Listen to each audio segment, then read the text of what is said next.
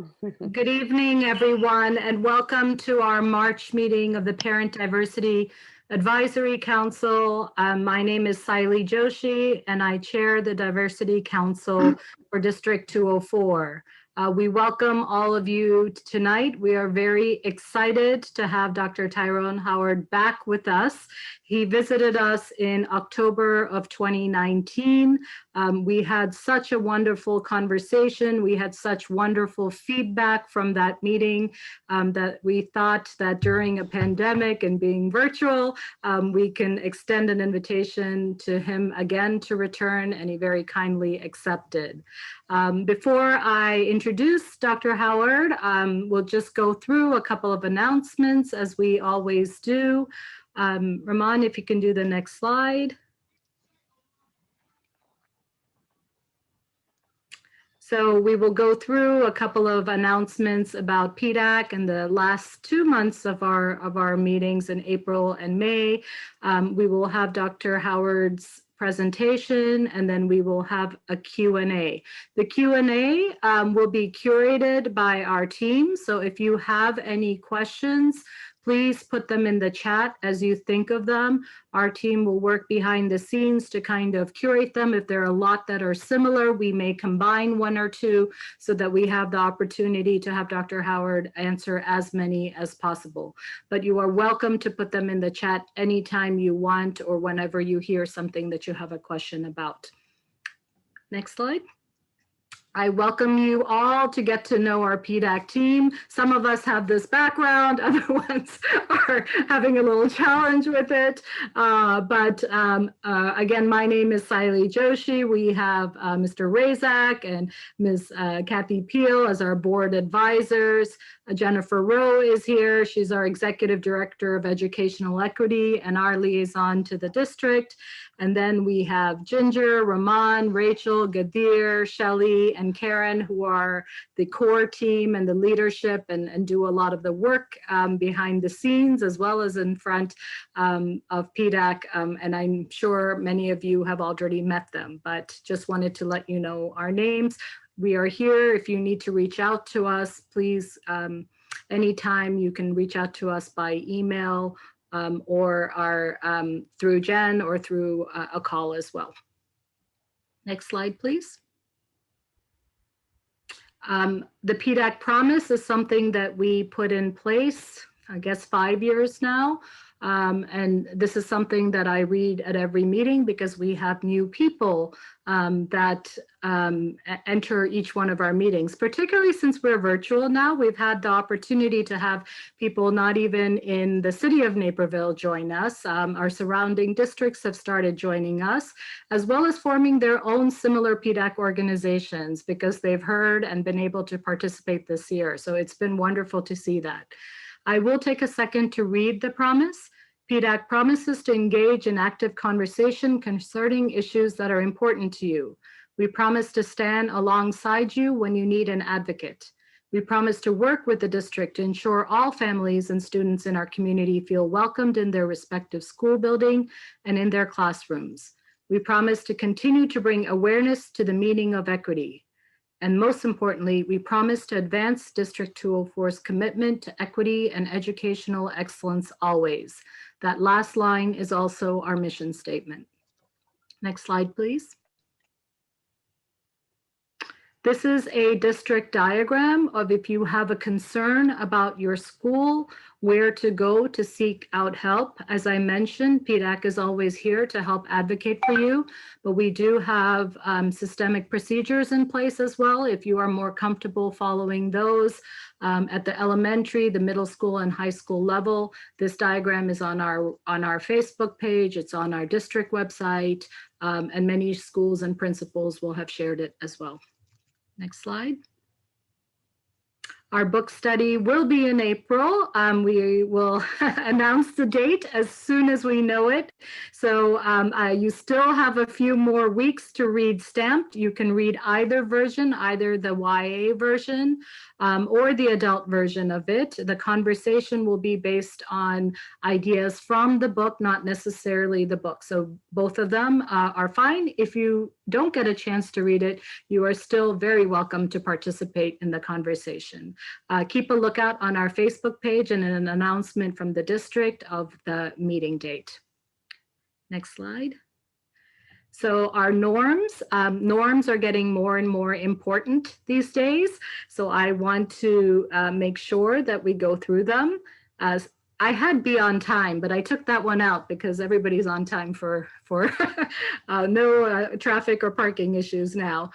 Stay on task, be relevant. It's about equity. Be honest, be open, be respectful. Every voice counts. Then I've added 2 more this time. Turn on your camera. That's a request. That's not a mandate.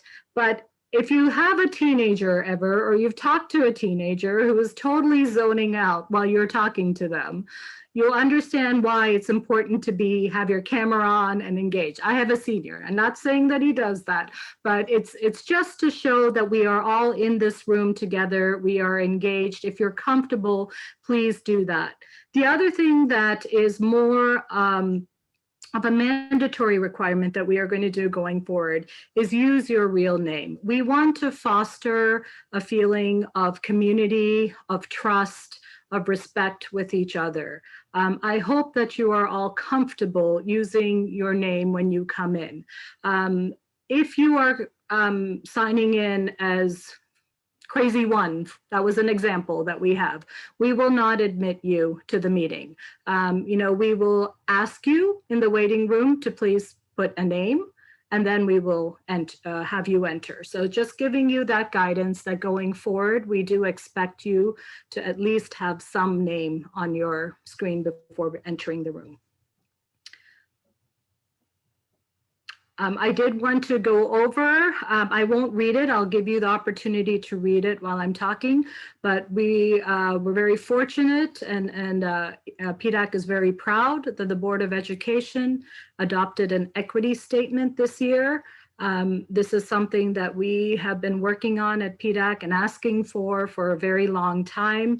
It gives a direction and an accountability now to the district, the administration, to have a plan. And we're very lucky that our district has always, with having a director of educational equity for so many years now, has always had a plan to do that. But this just solidifies their commitment. So please do take the time to go to the website, the district website, and take a look at it. It's also, again, on our Facebook page if you need to read it. Along with that, recently, and next slide, please,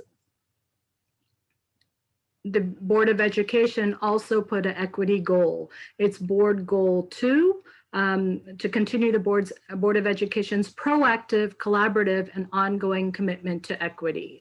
That can also be found, the discussion of it, on their meeting where they adopted it, and the board goals are also on the district website. Next slide. And now what we are all here for is to listen to Dr. Tyrone Howard. Dr. Tyrone Howard is a professor and graduate of the Education and Information Studies at the University of California, Los Angeles, where he also serves as an Associate Dean of Equity, Diversity, and Inclusion. His research examines culture, race, teaching, and learning, and he has published several best-selling books exploring these topics, including Expanding College Access for Urban Youth. As the director and founder of the Black Male Institute at UCLA, Dr. Howard leads an interdisciplinary group of scholars, practitioners, community members, and policymakers dedicated to improving the educational experience and life chances of males of color.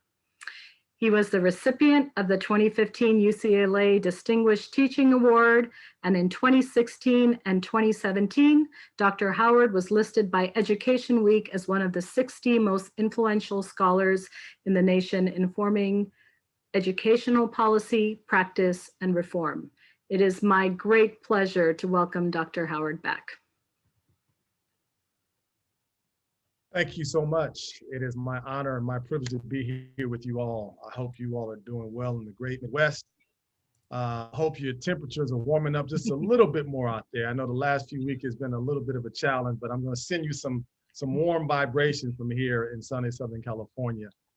It's my honor and my privilege to be here with you. I love coming to the Midwest, having lived in Ohio for some years, and love coming to the Chicagoland area. Wish we could do this in person, but nonetheless, we will make the most of this opportunity to do this virtually. I'm going to ask if I can get screen sharing capabilities. I still don't have those, if that's possible. So I can pull up my PowerPoint.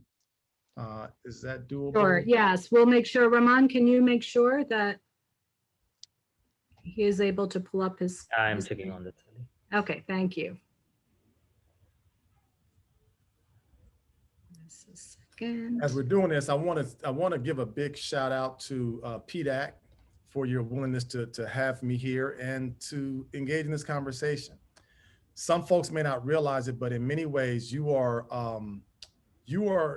at the forefront of some important work, and it may not feel that way because of the fact that we know that oftentimes there is a lot of resistance to the conversations like we're going to have tonight. But I think in due time, you will come to understand why these conversations are important, why they matter, and why we need them. So I just want to say shout out to the PDAC for having the courage is what I would call it, the courage to make sure that these topics that are not comfortable don't get swept under the rug. These topics that are not always easy don't get overlooked. So as soon as I can get my slides here to work, we can get ready to jump in, folks. Yeah. Let me do my. And we can remove your pin and pin your slides as well. Yeah, if I can, for some reason, I'm not able to. So you should have the share access now. Yeah, I do. For some reason, let me see. I'm trying to figure out what I need to do here. Let me see. Okay, this should get us squared away. Can you all see my screen right now? No, not yet. Not yet. Okay. We were able to see it for a minute. Okay. You can there see we it go. now. Yeah, we can see it now. Perfect. Okay. Go to slideshow, play from. Okay, here we go. All set. Let me start off, like I said, with a big thank you from the folks at PDAC for their courage and willingness to tackle these important topics. Also, thank you everyone who joined us tonight. I know you have lots of things you could spend your time doing. The fact that you've taken time out of your precious schedules, your precious lives, your precious evenings to be here, to be a part of this conversation. Thank you. I feel like in some ways this may be preaching to the choir because I'm sure much of what I want to share with you tonight, you already know, you've already experienced. We're just putting some more sort of clarity around it. And hopefully there's some folks out there who are on the fence, like, should we be having this conversation? Should we be doing this? And if you're kind of in that category, thank you as well. If you're someone who's completely opposed to us doing this, again, thank you as well for showing up. I think we do better when we at least have these conversations. Got a lot of stuff I want to unpack with us tonight. And I really want to make sure that you feel comfortable to chime in on the chat. And we're going to leave some time at the end for question and answers. But I think some ground rules were set up early. And I want to kind of sort of double down on that because I think that these conversations can be really rich and robust if we develop some courageous muscle to have some topics, to have some conversation about a topic that we don't like discussing in this country. And that is race and racism. We tend to shy away from it, not want to think about it, not want to talk about it, but I think it requires some courage on the part of all of us. Whether you be white, Black, Asian, Hispanic, Native American, mixed race, all of us can be better here. So I don't want folks to walk away thinking this is something only for white people or only for people of color. This is for all of us to be better. And I want to outline the reasons why. So as we start thinking about the way we have to be courageous, I think courageous conversations about race requires at least 5 core sort of agreements, if you will. And these 5 core agreements, I hope that you all can keep in mind as you keep this conversation going and as we engage this evening. I think the first thing we want to do is make sure we stay engaged. Oftentimes when topics around race come up, we find every reason to kind of sort of check out, check our phones, run to the restroom, do anything other than staying in the conversation. I ask you to stay engaged because staying engaged helps us to open up possibilities for learning new information, hearing new content. Staying engaged shows a level of willingness to at least be informed by the discussion. I think the second thing, and this is perhaps one of the most challenging parts of this conversation, is we ask everyone to be prepared for the potential for experiencing discomfort, because these conversations are not easy. Sometimes they get emotional, sometimes they get uncomfortable, sometimes they get awkward, but be prepared to experience discomfort. We ask that of folks because in many instances, when we're talking about conversations about race and racism, many people of color experience discomfort all the time around these issues. So where we ask our white friends and our white colleagues and our white coworkers is sometimes just experiencing a little bit of that discomfort, that's a fraction of what folks of color go through. It can increase awareness and it can create empathy in ways that oftentimes we don't know about. So be prepared to experience discomfort, because out of discomfort comes the opportunity and the potential for growth. The third thing we ask is that we ask everyone to speak their truth. And that's why we can't have these conversations enough, because we're oftentimes so intent on being politically correct. We don't want to sort of say the wrong thing or step on toes. So we just kind of keep it to ourselves. But I ask us that we speak our truths, because we all have our truths. We all have our stories. We all have our lived experiences that bring us to why we see these issues in the way that we do. So we ask you to speak your truth. And the fourth thing we also ask folks is to expect and accept non-closure. What do we mean by that? These conversations are complex. They're multifaceted. You cannot have them all in one conversation and then it be over. You cannot have these conversations within an hour, then you say, let's all come together and sing Kumbaya. Lots of questions will still remain after our conversation today. Lots of things you may not always understand. Lots of this may still be very sort of awkward in your mind, but that's okay, okay? Part of what we want to keep in mind is the fact that if you keep the door open to continue the conversation, which is the fifth point of this, you can continue to grow and learn and be better in this regard, okay? And this is for us as the adults and for our students. Let me be frank when I say this. Oftentimes, the young people are much better at this than we are, the older folks. Let me say that again.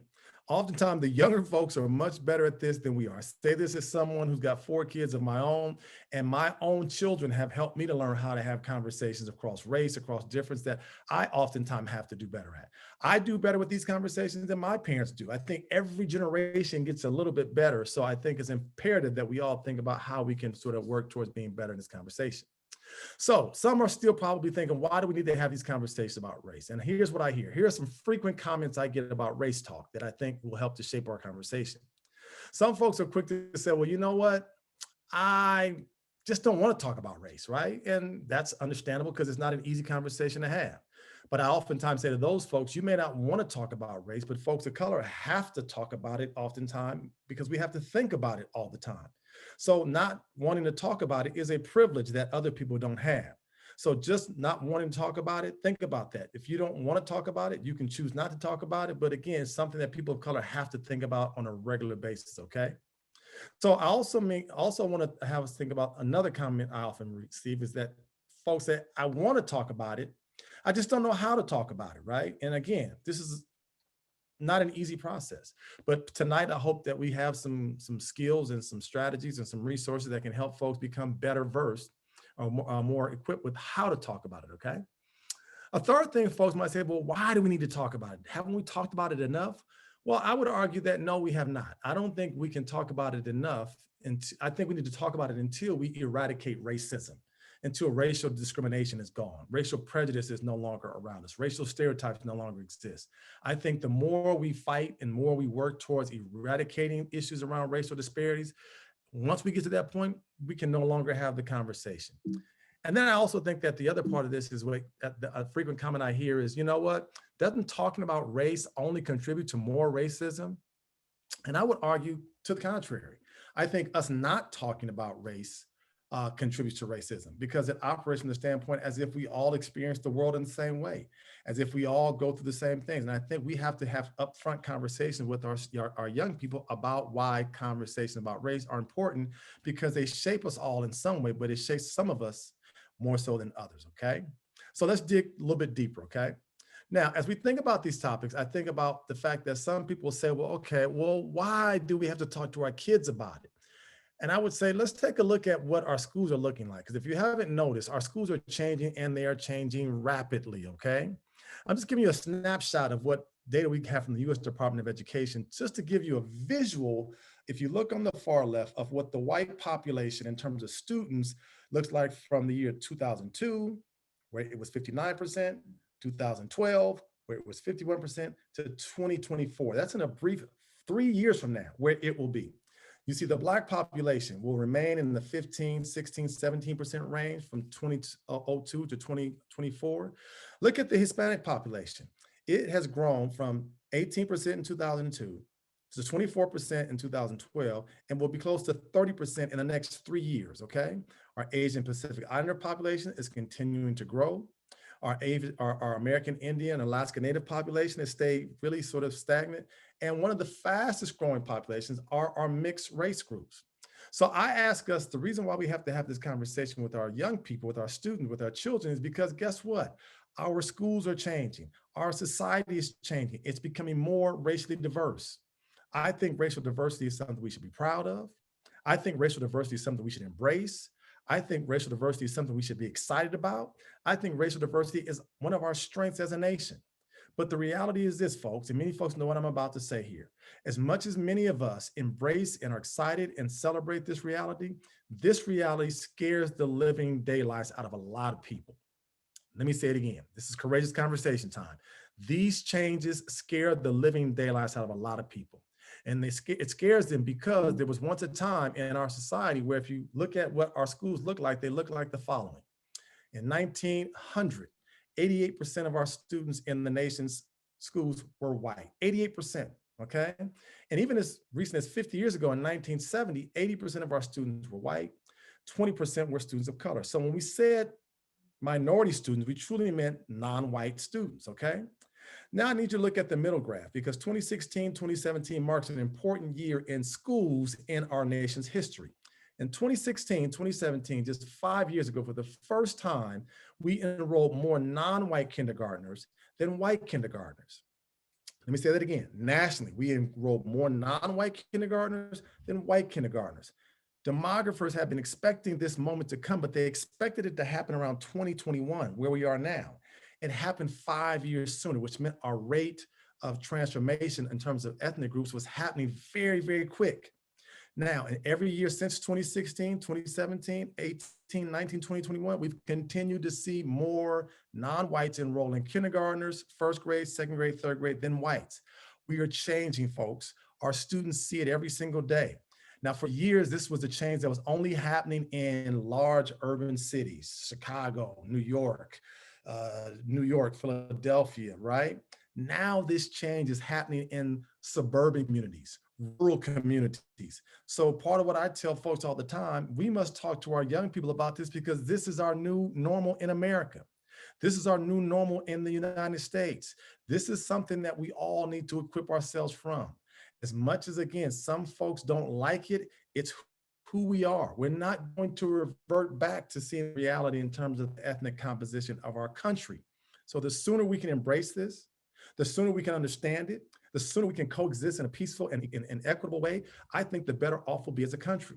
Because by the year 2030, here's what our nation's schools will look like. 2030, 9 years from now, the largest subgroup will be Hispanic or Latinx, the largest group, followed by whites will go from being 80% in 1970 down to 30% in 2030. We'll see about 20% of our student population will be immigrant, 10% will be Black, 10% Asian, 5% mixed race, okay? So you look at this column on the right side, 2030 shows us that we will look very different, and not just in urban settings.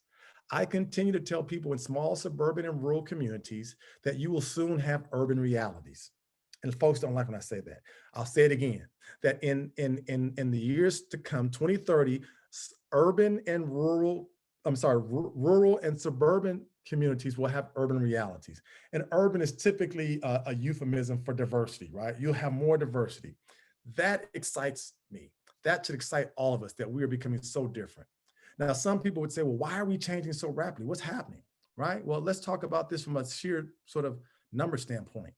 We know that whites in our country are the largest subgroup of all people, and that will decrease to being a minority by 2042. These are just school data. Schools give us an indication of where our society will be in about 12 to 15 years down the line. So 2042 is important because our schools will then give us a glimpse in what our nation will look like. So by 2042, the nation, not just schools, the nation will be mostly non-white. But whites on average have about an average age of 43 years old. They're the largest, they're the oldest subgroup in our nation, about 43 years old, according to the US Census data. And white families on average have about 2 children, have fewer children than any other subgroup. Whereas the youngest group on average in our nation are our Latino Hispanic population. They're the youngest subgroup, an average age of about 24 years old. And they have, on average, according to the census data, 1.5 more children than white children do, white families do. I don't know how you have 1.5 children, but that's what the data says. So one group is older, one group is younger, one group is having fewer children, another group is having more children. I'm not good at math, but you see how the trends start to change. Again, that's our reality. Now, why we have to have this conversation about our young people, because as our schools are becoming much more diverse, as our student population is becoming much more racially heterogeneous, here's a reality we have to come to grips with.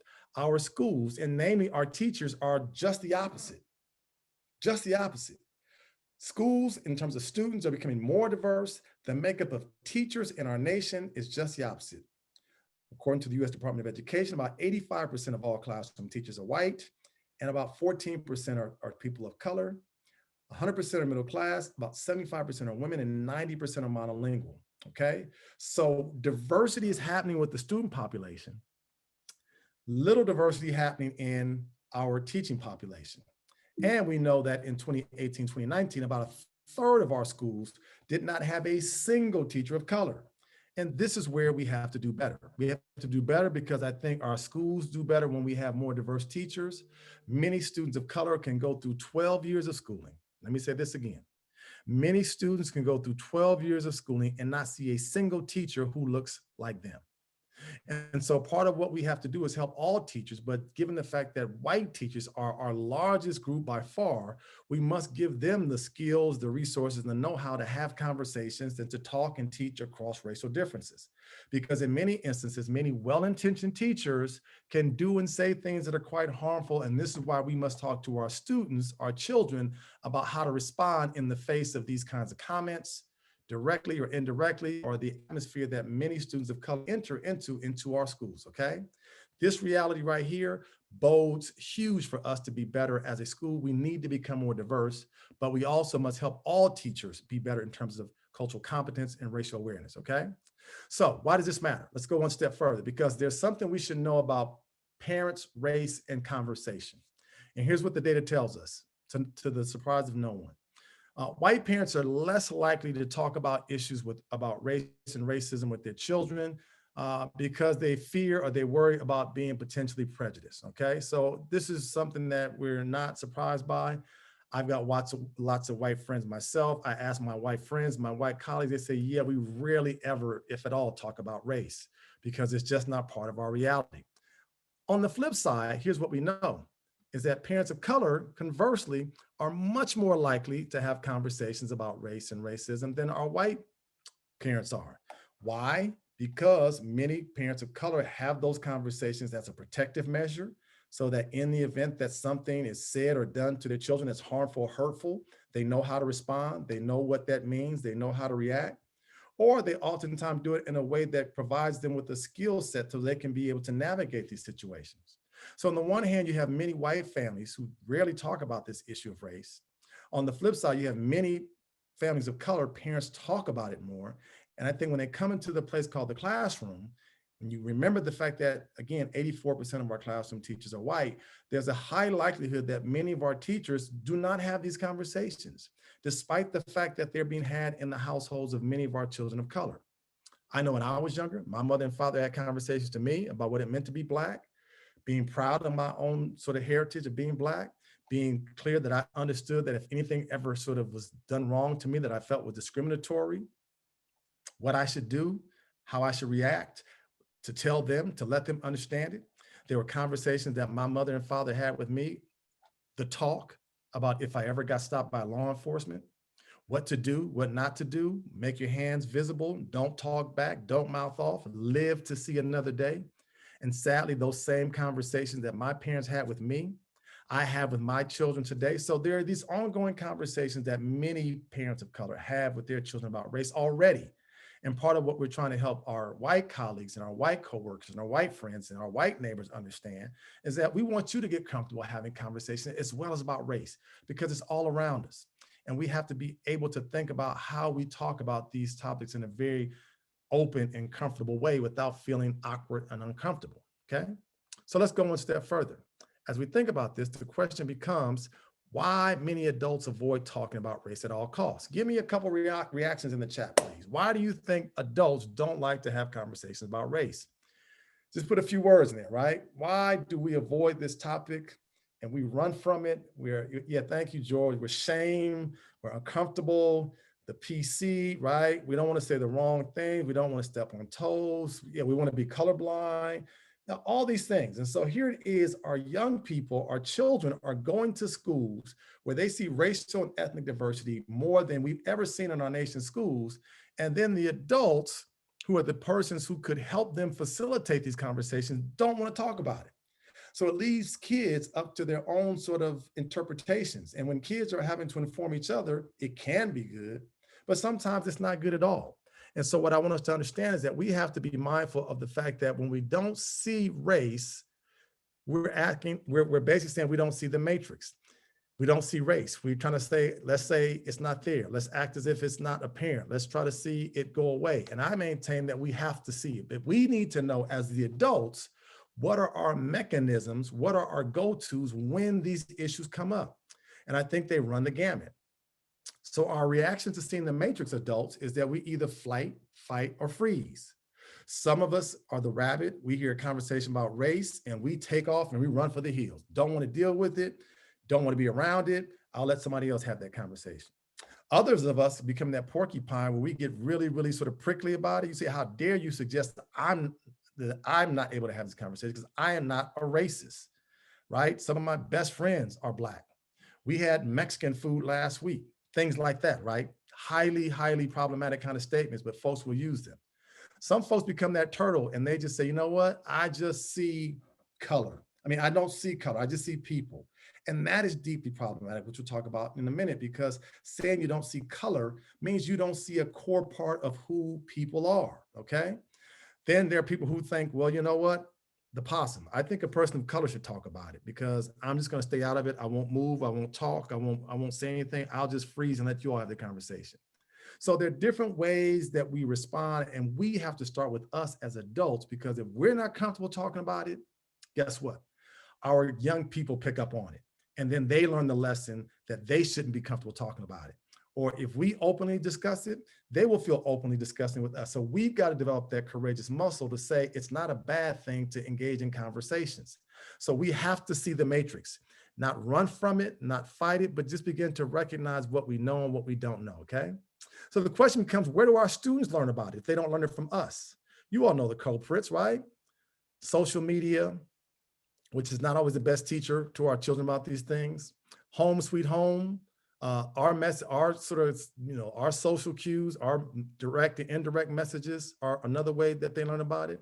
School is another place where some of our young people hear these messages in ways that we are not oftentimes aware of. And in many cases, it's the peer pressure that they hear about it from their friends. And again, friends can be helpful, but sometimes friends can be very uninformed, okay?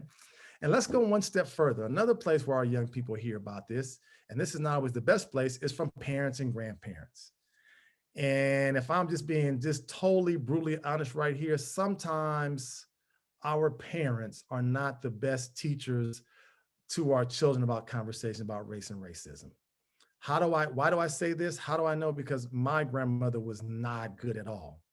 My grandmother passed away about 6 years ago, loved her deeply, loved her dearly, but my kids will tell you, before we went to visit my grandmother, we would oftentimes have what I call the pre-talk. And the pre-talk was, I would tell my children, listen, you know your grandmother's going to say some things about people that we don't ever repeat, that we don't believe, and I never ever want you to even think that these things are true. I said that because my grandmother was an equal opportunity racist with some of her comments, and she would go on Black folks, on brown folks, and everything in between, you name white folks. And I'm sure I'm not the only one. Many of us come from households where the people who raised us said some not so appropriate things about particular groups of color, about particular groups in general, right? And so we have to know that our kids pick up on differences around race as early as a year to a year and a half years old. They see differences. They know differences. And young children are just trying to make sense out of their world. They see the fact that my skin color is different from her skin color. Why is her skin color darker? It's very literal. My hair looks different than her hair. Why is it different? Our young children are just trying to make sense out of the world in a very sort of real way. And oftentimes, if we engage them in that conversation to help them to understand that, yes, her skin color is a different color, but guess what? Just like yours is beautiful, hers is beautiful. Yeah, the way that that person's hair texture is, it's different from yours, but hers is attractive and his is attractive, right? We have to affirm when curiosity comes up. It starts early. Racism is something that we're not born with. It's something that we learn. And just as much as it is learned, we have to be intentional on unlearning it, okay? But I think we can be better off if we didn't have to unlearn it by helping our young children learn how to talk about it at the outset. And again, our first teachers to our children is us, the adults, the parents, the grandparents, okay? So I want us to be mindful of the ways in which what we say, what we do, what we model. Our young children, you all know, are constantly picking up on all of our words, our actions. They are sponges, even when we think we're having a private conversation. Even when we think that they're asleep and can't hear us, even when they don't think we don't think they're paying attention to a phone call, they're constantly hearing all of our social cues. They're picking up on our facial expressions. They're listening to our comments. They're watching the dynamics we have with our peers. They are listening and learning their cues in every single way imaginable. So it starts with us, and I think we have to be mindful of that, because the byproduct is that, what are my kids learning from school about this? And we get upset because we think schools are the culprit. Are schools one of the culprits? Yes, but guess who the original culprit of what kids learn are about races? It's us. It's the stuff we give them access to on the internet. It's the stuff we give them access to on the TV. It's the stuff we give them access to when it comes to video games. We have to monitor that stuff a lot closer, because if we don't, we are doing the very thing that we are oftentimes critical of schools doing, okay? Now, let me go one step further before I give us 6 tips we can take, concrete steps we can take to be better at this. I maintain, in the context of schools and in society, one of the things that we have to talk about is that most forms of racism are not really blatant, in your face, subtle, harsh, just offensive comments. Most of them are like really subtle forms of digs and slights and innuendos and comments and jokes, what are called racial microaggressions. And so for us as the adults, we need to be careful about what racial microaggressions are, because one of the things that our young students, especially students of color, experience in schools are racial microaggressions from adults and peers. And so what are racial microaggressions, you might ask? These are these brief, commonplace, kind of verbal comments, put down slights towards people who are marginalized, right? Not really blatant, but they're really sort of subtle, yet very offensive if you start to unpack them, okay? And perpetrators of the microaggressions are oftentimes unaware that they have even made comments that are problematic. So the person who says the comment doesn't know that they've said something that's deeply troublesome, okay? And let's be clear, microaggression cut across all social identities. They can be racial, they can be around gender, they can be around religious affiliation, they can be around body type. And let's be clear, intention does not always equal impact. So even when people are sort of notified that they have said something that's deeply problematic, they say, well, you know what? I didn't mean to be offensive, and that's fine. But just because you didn't intend to doesn't mean that the impact and the hurt has still not been there. So one of the things I oftentimes hear is, when I take my kids out, folks will say, my goodness, your kids are so well behaved. Intended, I think, to be a compliment, but I always think, well, are you saying my kids are well behaved because they're Black? Or if they were white children, would you not even make the comment at all, right? Or another one I get all the time is, my goodness, you are so articulate, right? And I hear that and I'm thinking, I'm articulate, but would you tell me that I was articulate if I weren't Black, right? It makes you question and wonder if these comments are directed at you because of your affiliation, right? Meant to be a compliment, but oftentimes loaded with comments. Or people will say, well, you know what? You're not like the rest of them. And when I hear that, I always think, first of all, who is the rest of them? And what are the rest of them like? And I think these are these comments that, again, subtleties, but they really are deeply embedded with negative stereotypes, I like to refer to racial microaggressions as like death by 1,000 paper cuts. You hear them over and over and over again. It leads you to start to question your own sense of sort of identity and sense of self-worth. And my wife and I were in a Costco some years back, and we were in the line. We get big quantities of water. We're in the line about to check out. There's a white gentleman who's in front of us. He turns around and he sees us with all the water. And he says, "Oh my, you all must be planning to make a lot of Kool-Aid this weekend."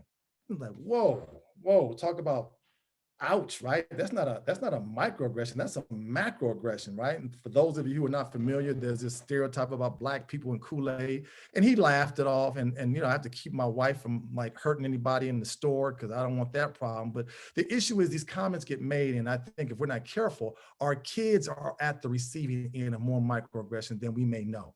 And our kids may have to sort of process the sort of what these comments mean. So when these comments are made, such as like, "Where are you from?" right?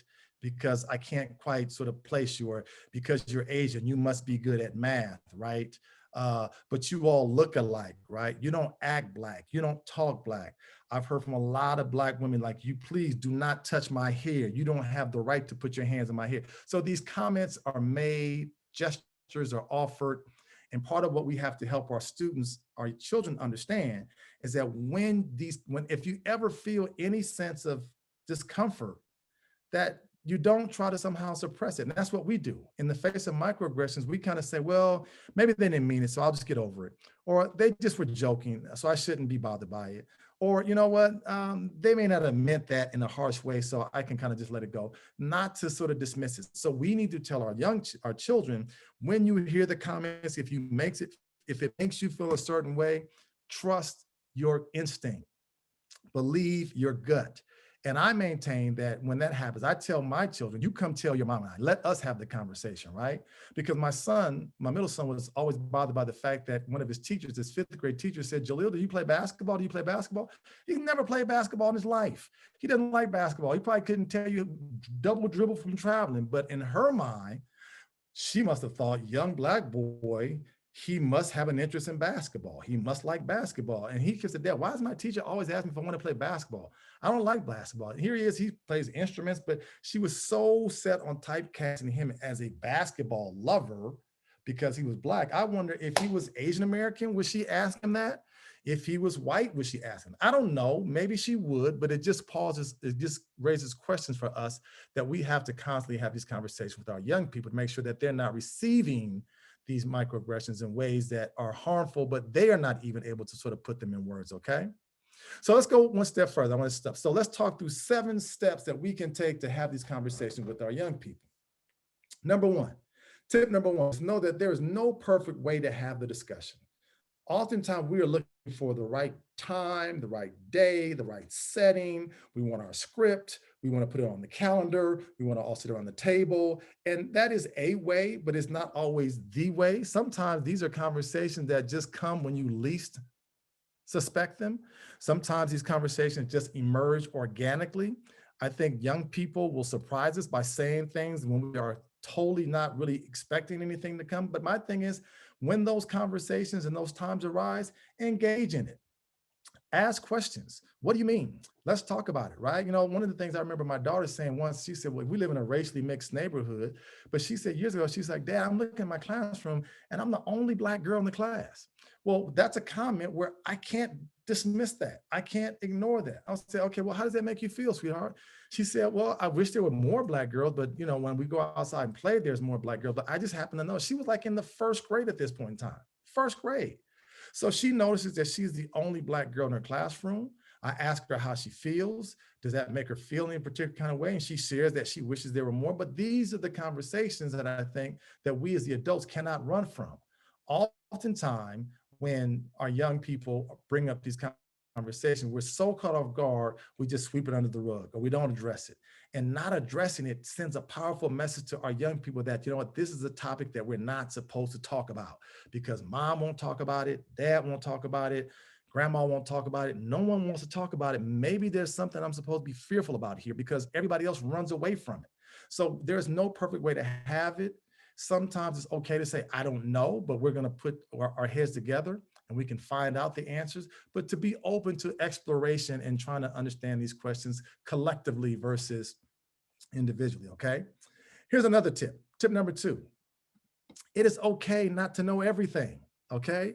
Yes, as parents and caregivers, we want to be the all-knowers for our children, but we are human beings. We are not perfect. We are not without flaws. I think one of the best things you can do is say, you know what? I don't know, but guess what? We have this thing called the internet. We can figure it out together, right? Or we can talk to people. Let's find out together. Let's see who we can ask, right? Because kids will say things like, I mean, I remember my son years ago saying, well, Dad, one of my friends, Kehoe, his mom is Black, his mom is Black, his dad is white. What does that make him? I said, okay, well, there are terms that we call mixed race. He said, what does Kehoe call himself? I said, that's a good question.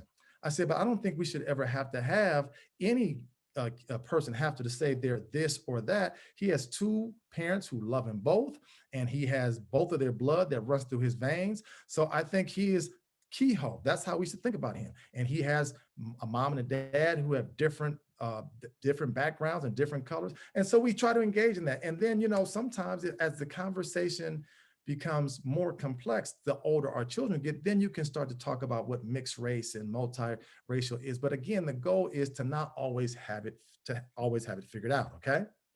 Tip number 3, I think we have to talk about the fact that today's teens are much more comfortable with diversity than we are. They are having the conversations. Part of being woke means not being racist. It means not being homophobic. It means not being discriminatory. I think this generation of young people has done something that I applaud. They have created in certain pockets, in certain spaces, that if you treat people differently because of their race, that you are not okay. That's something that we should be proud of. That means we are doing something right as parents, though it might not be intentional, but I think we should take a little bit of credit. But if we see our young people coming to the defense of people who are being marginalized, that's a huge, huge plus.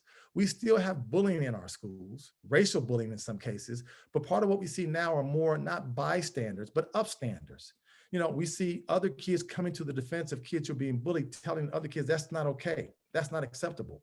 Have conversation with your kids, because here's what we know. Half of all kids who are being bullied never talk to an adult, but other kids see it. And we need to talk to our students about, our kids about, either if they are being bullied, which we hope that they're not, but there's a good likelihood that they know someone who is being bullied. And to talk to our students, our children, about the fact that if you see that, come to that kid's defense.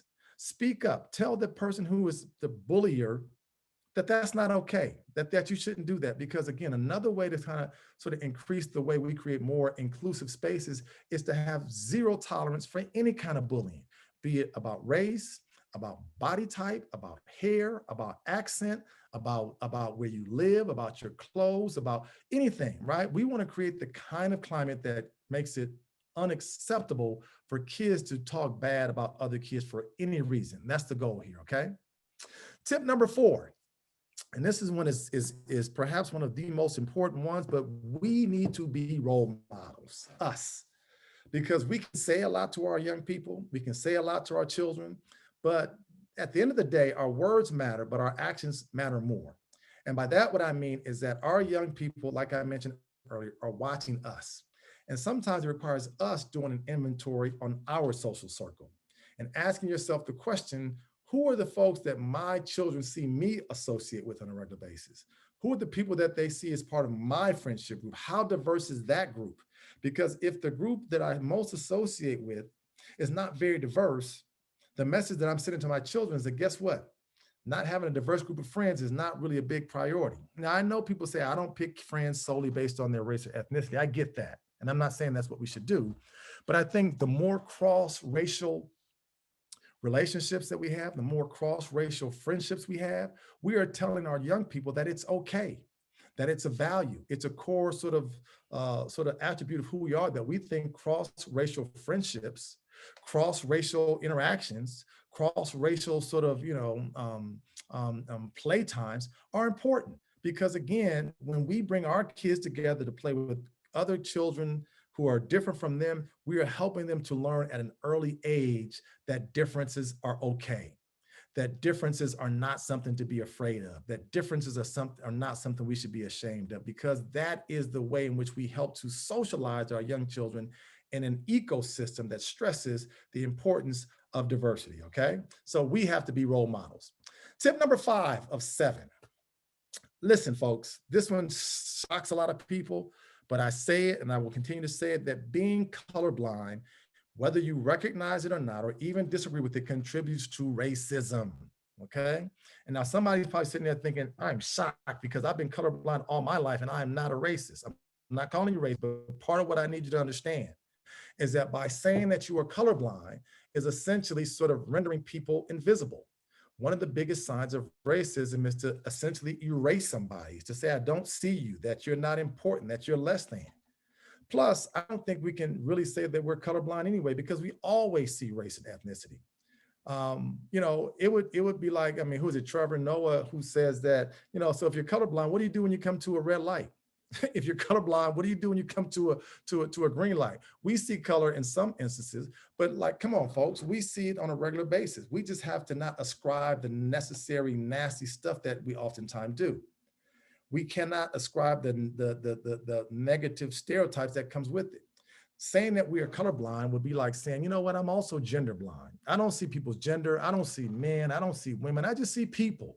Despite the fact that living in the country that we live in, the patriarchal society that we live in, women have a very different experience than men. Women can explain the way that women have to think about where they go, how they're dressed, who they're with, how they present themselves, because for women, there's always issues of safety that men don't have to think about.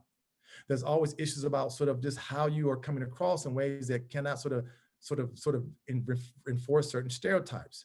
So for women to live in a world where they have to constantly think about their own sense of safety and well-being and how you present yourself and the comments and the innuendos that women oftentimes have, to say that I don't see your gender means you don't see a core part of how I have to live in the world every single day.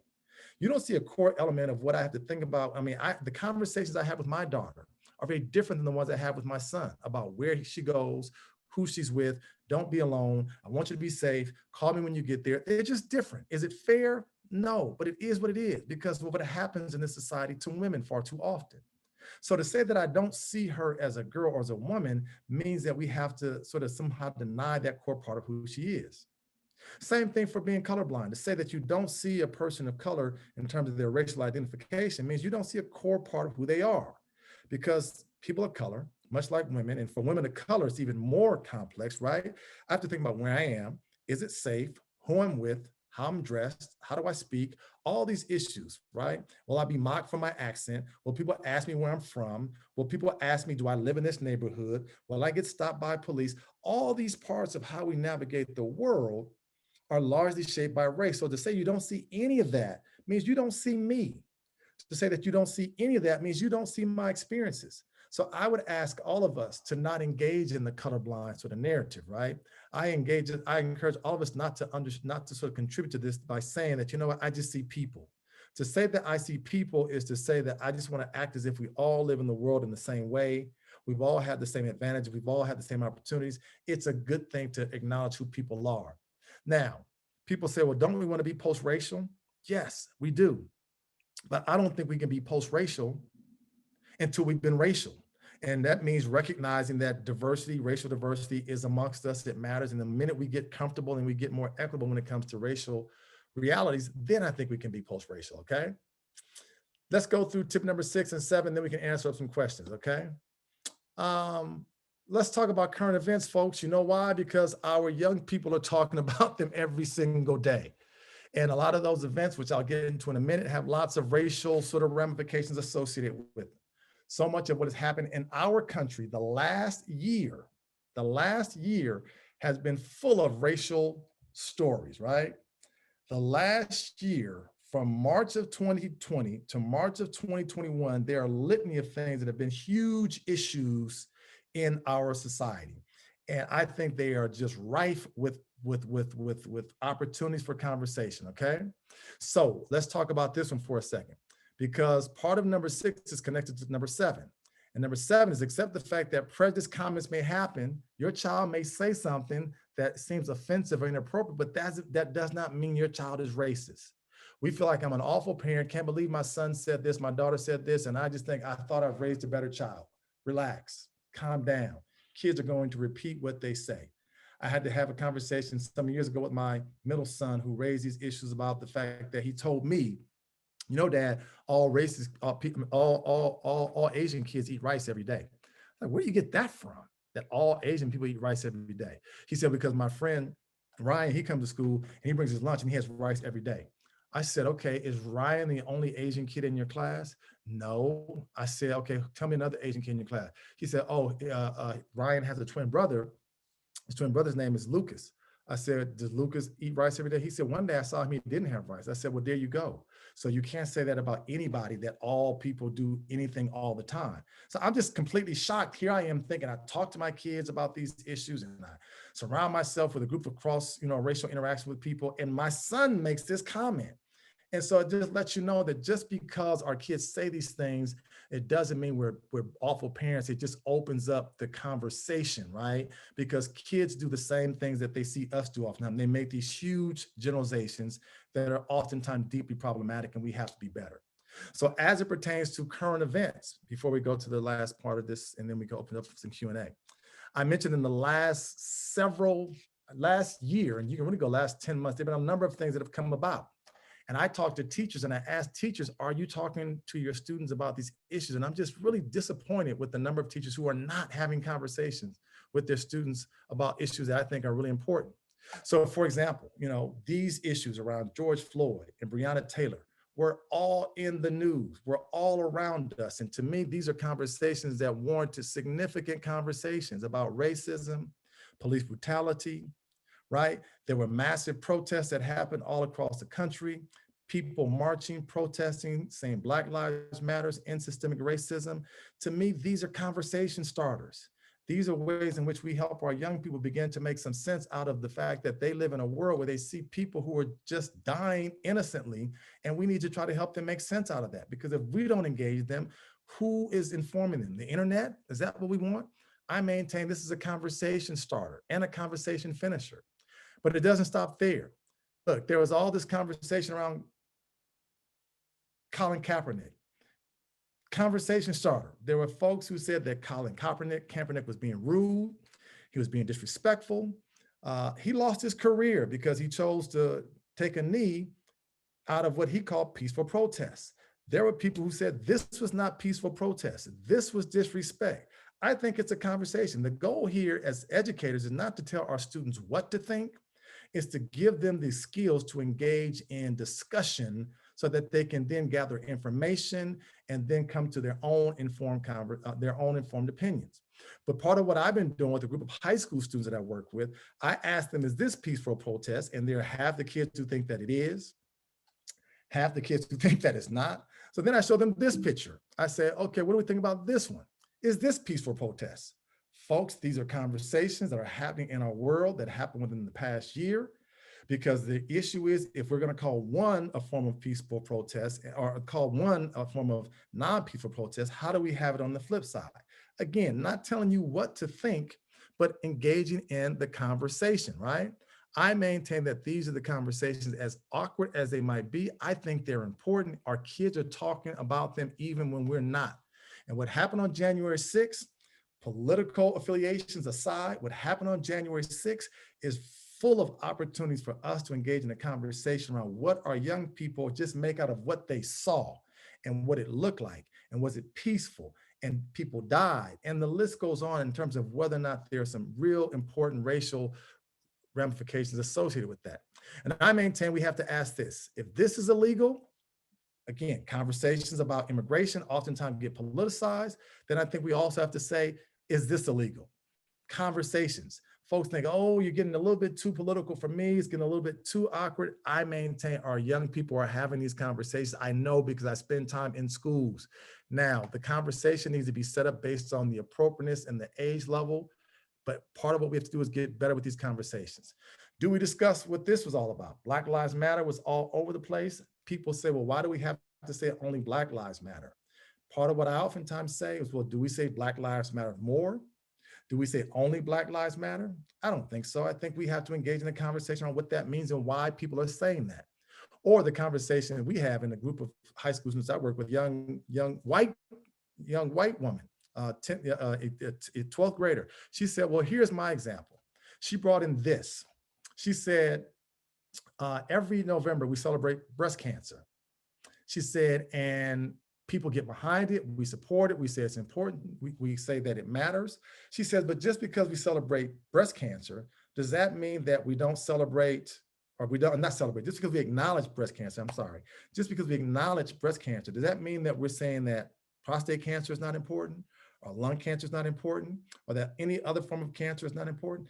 Absolutely not. It means we elevate to talk about one in a particular context because it might matter given the fact that the number of people who are dying from that warrants our time and attention. And she uses that to do the juxtaposition between breast cancer and Black Lives Matter. Doesn't mean that one matters more. It just means we're having a conversation about one that seems to be doing more damage to people in our society than the other. So understand the nuance that can come from these conversations. Our young people are full of intellect and full of passion, full of insight that we should tap into that. 2 more slides. Look, let me talk about this one real quick, because we've been seeing across our country a huge anti-Asian sentiment, assaults, hate crimes, even where I'm at here in California, assaults and deaths. We have to have, again, this sort of no tolerance for hate of any group. But I think with the coronavirus spreading the way it has been, I think, unfairly sort of placed on Asian Americans in a way that has resulted in many of them being harmed. That is not who we are. We need to talk to our students about that, help them be better, because we can be better, okay? And I maintain the last point we have to keep in mind is we have to keep talking. Keep the conversation moving, keep the conversation happening. Don't stop it. It's not a one-time event. It's not only talking about Black people in Black History Month. It's not only talking about Hispanic folks during Hispanic Heritage Month. It's about a year-round conversation. And the last thing I would say is that we have to make sure that we are setting the tone if we're educators in our classrooms. And I want you to look more on the don'ts, right? Don't single out a student to be the spokesperson for their racial group, because that is not what we do. Don't dismiss someone's views because they oftentimes have opinions that might seem to be out of line with the majority thinking. All perspectives we want to give respect to, as long as they're not bordering on hate speech, right? Don't force our students to have to comment if they're not ready to comment yet. We want to make sure that we model respectful and open conversations in our classrooms, that we quickly sort of, identify any false or inflammatory statements as they might arise. We respect students' feelings and emotions. So I think teachers have to be able to sort of set examples and be models for what this conversation looks like, because they will take their cues, again, from us as the adults, okay? And I will say this, we have to continue to inform ourselves, folks. The adults have to get better. I love the fact that I heard that you all had a book study coming up with Stand From the Beginning. Phenomenal book, phenomenal read, but there's so many good books out there that you can read to learn about these issues. And I think we have to continue to expand our own knowledge base, because at some point in time, I get my white friends or white colleagues or coworkers who say, well, I want to learn more about the African-American experience. What should I do? And I say, look, you know what? Nowadays, you can go on Google or Amazon, and you name it, and you get lots of information at your fingertips. I can give you some recommendations, but it requires you doing your own reading. I love the book, The New Jim Crow by Michelle Alexander, How to Be an Anti-Racist by Ibram Kendi, Love White Fragility by Robin DiAngelo. These are just a small number of books that can be used by us as adults. And there are also books that we should be reading to our children, because the more multicultural literature our children get exposed to, that helps to also increase awareness and reduce prejudice. So part of what we should do is make sure we're looking at the books that we're reading to our children, we're looking at the novels that they're reading, and ask our diverse viewpoints, our diverse people in there, because again, that's a powerful, powerful learning tool, okay? And I will close with this, that Barbara Smith has a quote that says, for those of you who are tired of hearing about racism, imagine how more tired we are constantly experiencing it, right? So that's the point here, right? We have to get better, because this should not only be something that people of color talk about and bear the brunt of. We need everybody helping us to get better, to be better, and to ultimately do better. So I will say thank you, thank you, thank you.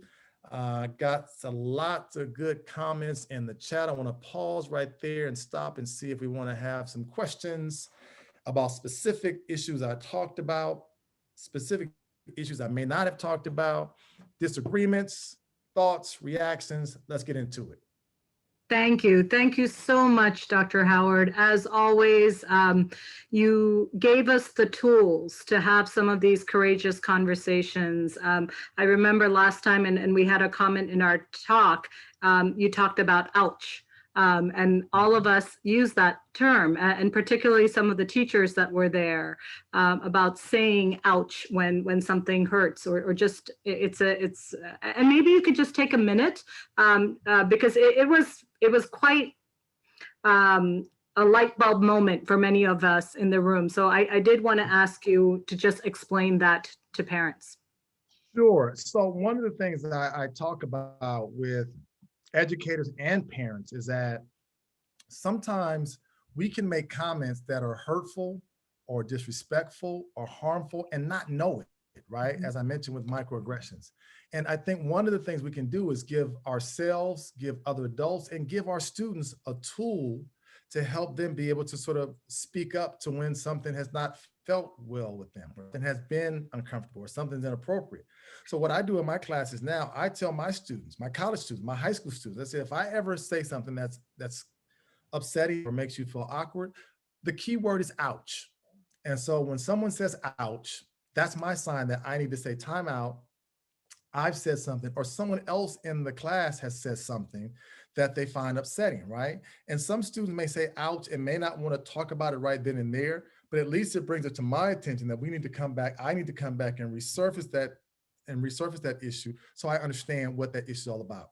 Sometimes something as simple as ouch can give kids a little bit more agency to say, you know what, that just did not feel well with me. I don't know what I want to say or how I want to say it, but that was upsetting. The fact that you made that comment or that joke or you made that reference really left me feeling kind of icky. And I ask young people, even elementary school age, I think we can give them that too. Something said that you don't feel good about, ouch is the magic word. That lets us know it's time to talk.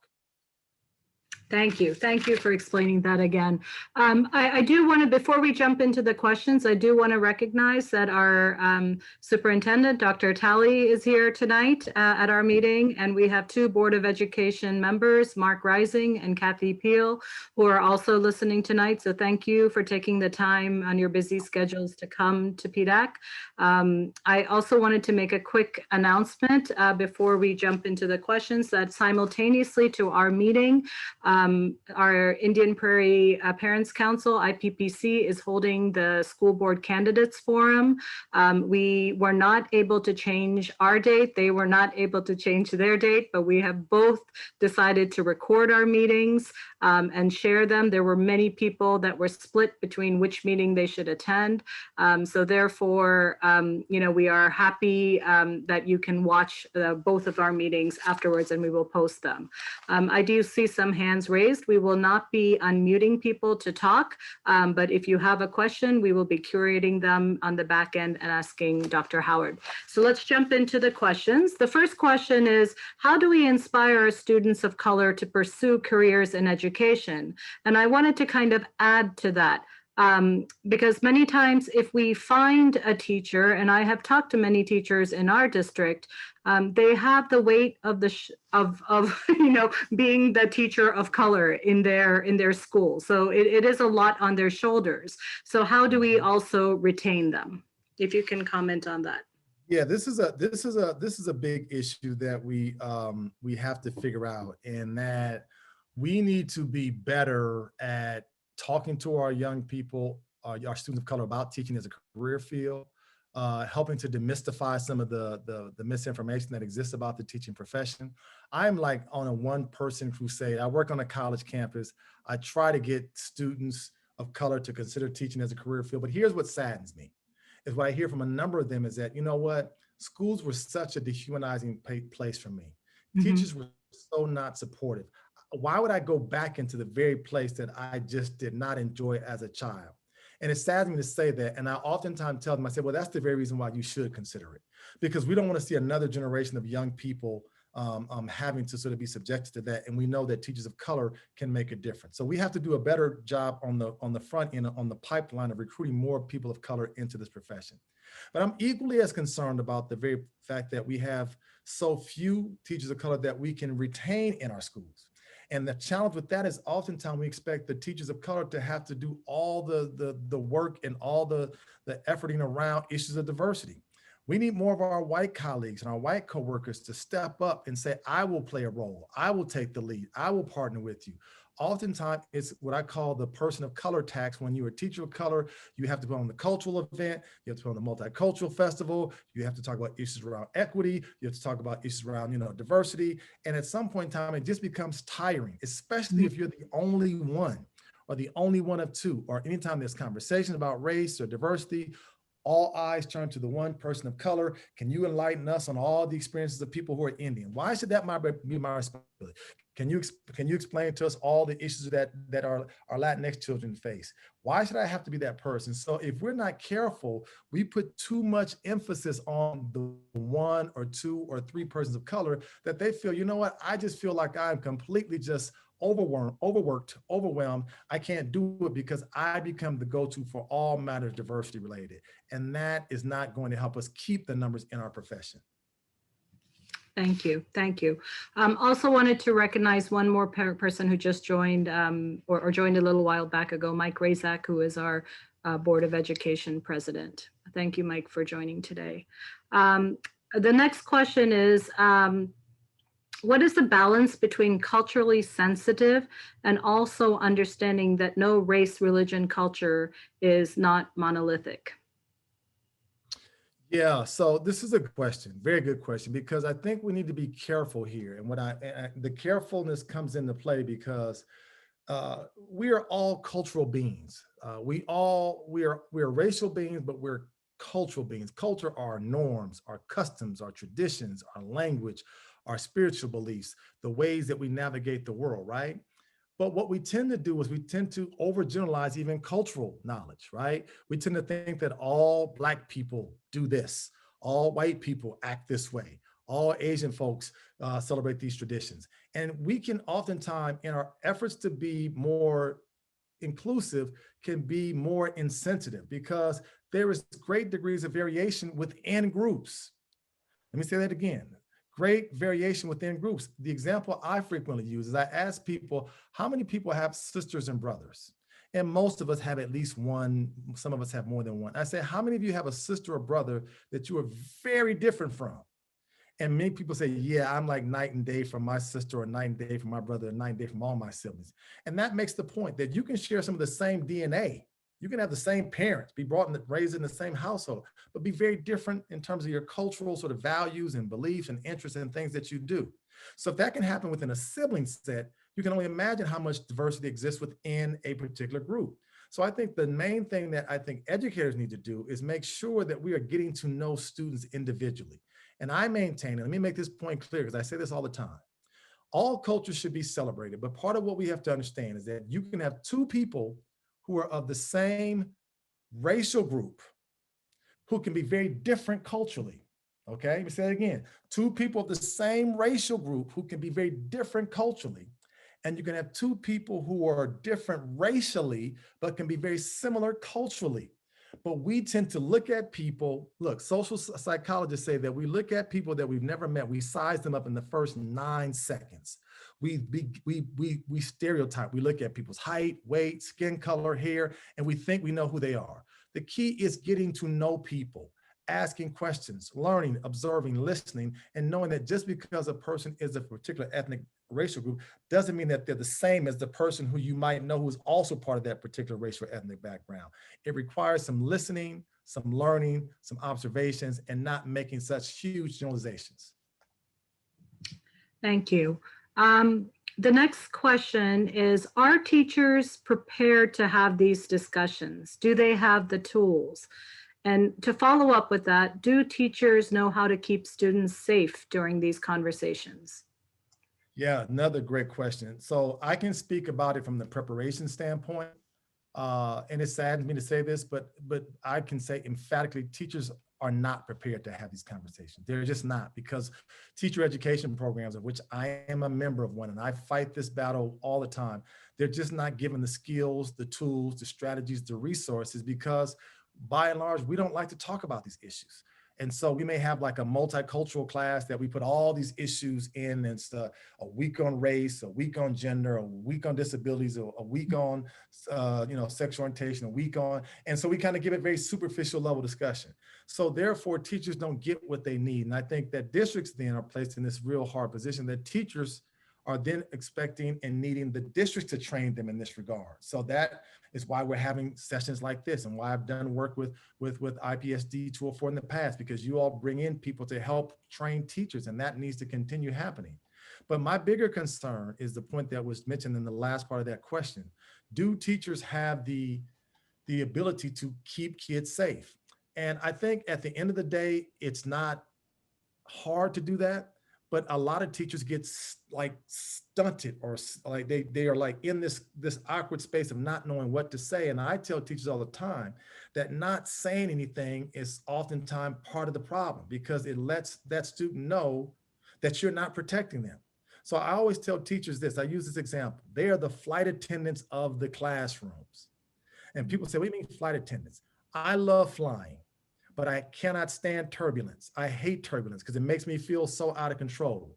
But I've learned that over the years, when there is turbulence, who do I look for? I look for the flight attendants, because the flight attendants tell me how bad the turbulence is. If the flight attendants continue to do their job in the turbulence, that lets me know that we're gonna be fine.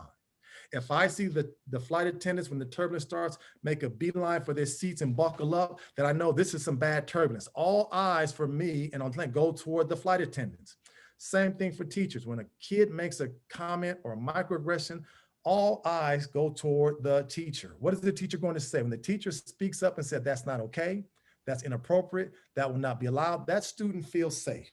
That student feels protected. That student feels like the teacher will not allow any kind of harmful comments to be directed at me for any reason, right? But if the teacher is silent in that moment, that student has walked away feeling like I am not protected, I'm not safe, and they have given license for anybody to say things that can be harmful or hurtful. And not only that, but other students then also feel like, you know what, am I safe?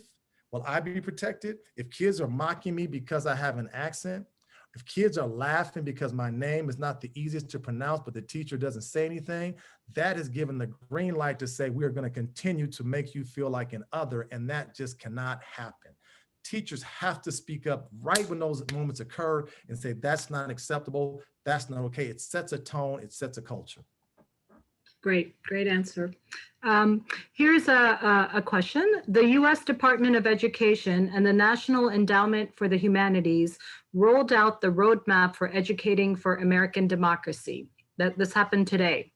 Illinois is embroiled in a heated partisan debate about culturally responsive teaching, expanding the histories that are told with emphasis on inclusivity and truth. How do you see these initiatives benefiting our children and families? How do we support our school district administrators and teachers in this work of civil conversation?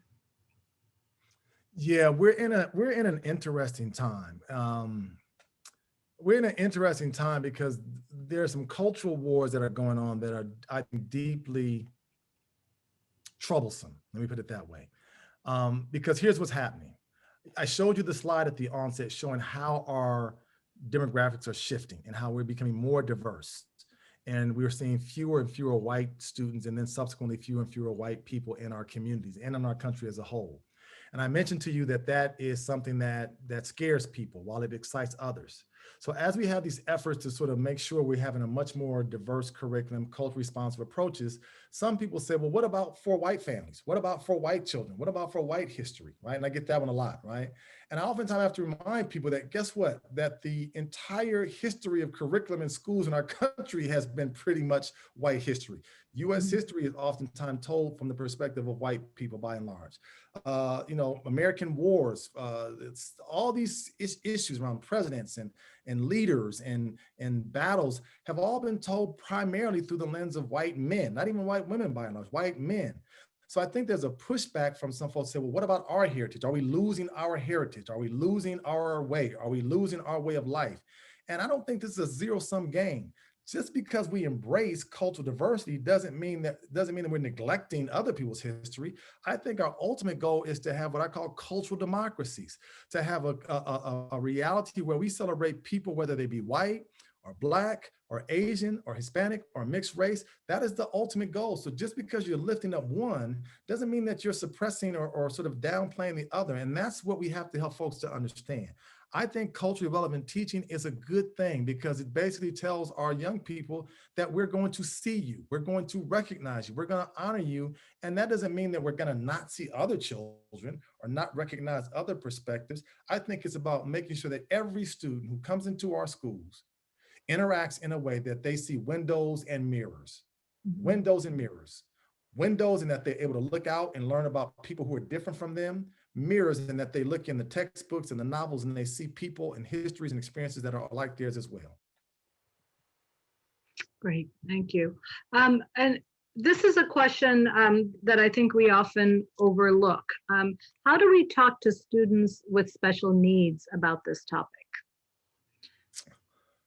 So I come from the standpoint that our students with special needs are just as capable to engage in these conversations as students who don't have special needs. If anything, I think many of our students with special needs are much more equipped, are much more capable because they live in a world where they are always seen through the lens of being an other. I think that our students with special needs are much more sympathetic, empathetic, much more able to detect when there is something that's inappropriate that is happening or being said to students because of some part of their identity. I think that in many ways, in many schools, our young people with special needs can serve as and are the examples here because they know that any form of mistreatment is just not acceptable because they endure it on a regular basis. So I think that we shouldn't change the conversation because students have special needs. We shouldn't water down the conversation. We make it age appropriate. We make it developmentally appropriate, but we also make sure that they're part of this conversation. Thank you. This was a question that was asked. Are school administrators prepared to unpack their own roles in perpetuating white supremacy? Woo, we're going in deep on these. So look, and first and foremost, let me give a shout out to the board for Superintendent, Dr. Talley Tully? for being here. Yeah, because look, it takes courage to bring someone like me to run my mouth.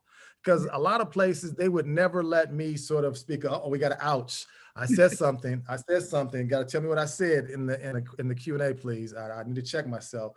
But it takes courage to bring in folks to have these conversations. It takes courageous leadership. So I think to respond to the question, some of our leaders, yes, are committed and are dedicated to helping to fight and dismantle white supremacy, right?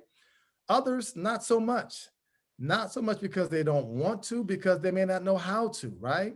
And let me be clear, when we say white supremacy, I think some people think that means white people. That's not what we're talking about here. White supremacy is about a mindset. It's about a mentality. It's about an ideology that believes that white people, white history, white ways of knowing are better than all other forms. And let me be clear. I want to be very sort of unapologetic in this. There are people of color who uphold the tenets of white supremacy just as much, if not harder sometimes, than white people do. So people think, well, when you mention white supremacy, you're talking about white people. No, it's about an ideology, it's about a mindset. Leaders have to play a role in setting the course of direction for us to be better with conversation around race and racism. They have to. There's no, I'll do it on Monday, Wednesday, Friday, and I'll take it off on Tuesday, Thursday. There's no, we dealt with it in the first semester, we won't deal with it in the second. This has to be a part of what every leader in the district is prepared to tackle in terms of our policies, our practices, our procedures, our interactions. That has to be a part of what we do. And I think every leader has to be held accountable for that, everyone. Wow, that's quite an answer, and thank you for that answer. I do want to be cognizant of everyone's time. We just have a couple of minutes left to wrap up, but on behalf of all of us, and we still have over 100 people on this call listening today. Dr. Howard, thank you so much.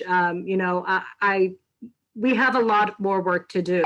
I think we have a lot more work to do with you as well. The reason why so many of us that sat with you in 2019 wanted you back again is that more parents need to have these discussions, more teachers, more administrators. The work that Jen Rowe is doing in our district is crucial, but we have to be honest and we have to continue these courageous conversations. I appreciate the action points that you gave us, because many times people do ask us, we have these great discussions, but now what? What do we do? And it is always important to us as PDAC that we follow our mission statement and that we are advancing. We're not just sitting there and saying, celebrating. We are advancing our district's commitment to equity. So thank you for giving us that guidance. Thank you for sharing your information. This meeting will be on our Facebook page as well as on YouTube, so you can watch it again, you can look at the slides again, you can share it. I hope you take this as all of us are here, and continue these conversations with your family, with your children, with your neighbors, and continue talking about some of the things that we have learned today. Rahman, if you, or I think Gadir, if you can share the last slide that we have. Again, I wanted to remind all of you that there was also our partner organization, parent organization, IPPC, was also having a very important meeting today. So do take the time to get to know all of your candidates. We have 11 candidates running this year for 4 board member positions. It is extremely important for us to take the time to get to know who they are, what they believe in, and make the decisions that are personal decisions for each one of us.